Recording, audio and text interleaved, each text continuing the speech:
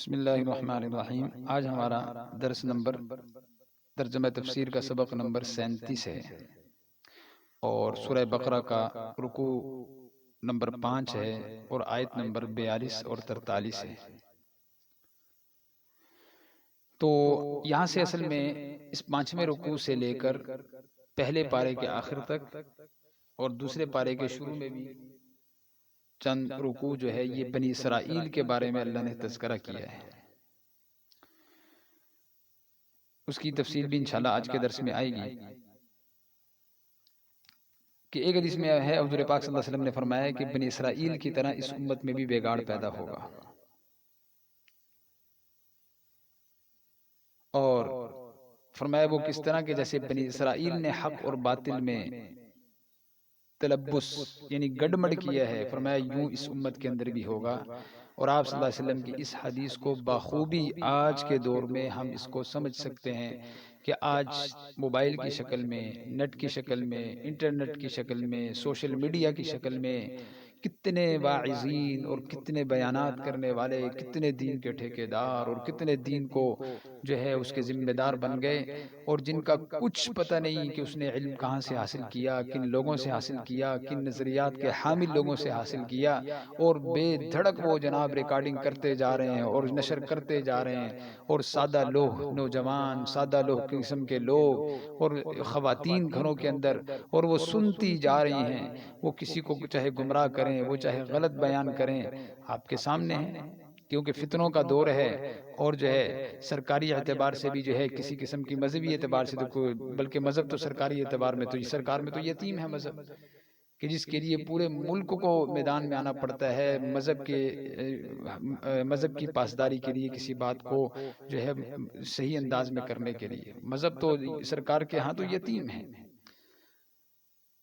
تو لیکن دوست جب یتیمی کی حالت میں جس کا دل چاہے جو چاہے قرآن کے خلاف، حدیث کے خلاف، صحابہ کے خلاف، ان کی طریقوں کے خلاف جو چاہ رہا ہے وہ بیان کر رہا ہے، نظریات میں، عقائد میں، چیزوں میں، طریقوں میں،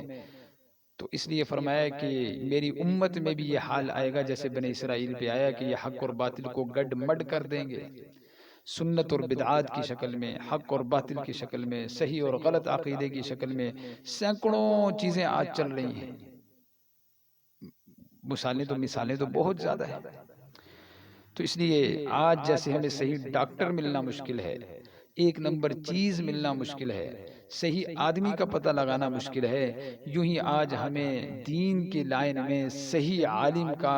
پتہ لگانا مشکل ہے، لیکن ناممکن نہیں ہے، مل جاتے ہیں، تلاش کرنے والا نکلے اسے مل جاتے ہیں، اور بہت جلد مل جاتے ہیں، اور پھر جو ان کے ساتھ جڑ جاتا ہے تو وہ دنیا میں بھی کامیابی حاصل کرتا ہے، آخرت میں بھی کامیابیاں حاصل کرتا ہے۔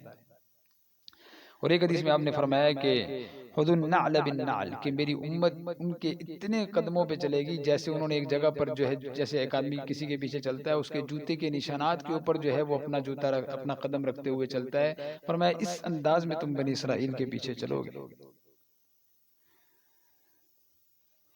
تو بنی اسرائیل کیا کرتے کہ وہ حق اور باطل کو گڑبڑ کرتے، جس کی ایک مثال میں نے آپ کو پچھلے درس میں بھی دی، اور حق کو چھپا دیتے، اور جبکہ ان کو اس کا پتہ ہوتا تھا۔ تو حضور پاک صلی اللہ علیہ وسلم پر ایمان نہ لانے کی دو وجہ تھی۔ حضرت مولانا اشرف علی تھانوی رحمۃ اللہ علیہ بیان فرماتے ہیں کہ یہودیوں کی دو بیماریاں تھیں سب سے بڑی، حب مال اور حب جاہ، یہ ان کو ایمان لانے سے مانے تھا۔ تو ان دونوں بیماریوں کا علاج قرآن نے نازل کیا، وَأَقِيمُوا الصَّلَاةَ، حب جاہ جو تمہارے اندر محبت کا جو فتنہ پیدا ہو گیا ہے اس کو تم دور کرنے کے لیے نماز کی کثرت کرو، اور حب مال کا جو تمہارے اندر فتنہ پیدا ہو گیا ہے اس کو دور کرنے کے لیے زکوٰۃ ادا کرو، اور وَارْكَعُوا مَعَ الرَّاكِعِينَ، اور کثرت کے ساتھ رکوع کرنے والوں کے ساتھ رکوع کرو۔ اور علماء فرماتے ہیں اس سے مراد جماعت کی نماز ہے۔ ہمارے لیے حکم ہے کہ جماعت کی نماز، کہ مردوں کو جماعت کے ساتھ نماز پڑھنے کا حکم ہے، کہ وہ مردوں کے ساتھ مسجد میں جا کر جماعت کے ساتھ نماز پڑھیں۔ اور اسی موقع کے اوپر جو ہے اسی ان آیات کی ذیل میں وَلَا تَلْبِسُوا الْحَقَّ بِالْبَاطِلِ وَتَكْتُمُوا الْحَقَّ وَأَنْتُمْ تَعْلَمُونَ، کہ تم حق کو باطل کے ساتھ گڑبڑ نہ کرو۔ اس کے اوپر حضرت مفتی شفیع صاحب رحمۃ اللہ علیہ نے معارف القرآن کے اندر بہت عجیب واقعہ نقل کیا ہے جو بہت بڑی بڑی نصیحتوں پر مشتمل ہے۔ اگر قسم کھا کے کہا جائے کہ اگر ہم اس واقعے کے اوپر جو نصائح ہوئی ہیں ان پہ اگر ہم عمل کر لیں تو ہمارے لیے دنیا اور آخرت کی ساری کامیابیاں مل جائیں، اور حقیقت میں وہ ہر ذمہ دار کے لیے وہ نصائح ہیں۔ جو کسی عہدے کا ذمہ دار ہے، چاہے وہ پرائیویٹ ہو، چاہے وہ سرکاری ہو، چاہے وہ انفرادی ہو، چاہے وہ اجتماعی ہو،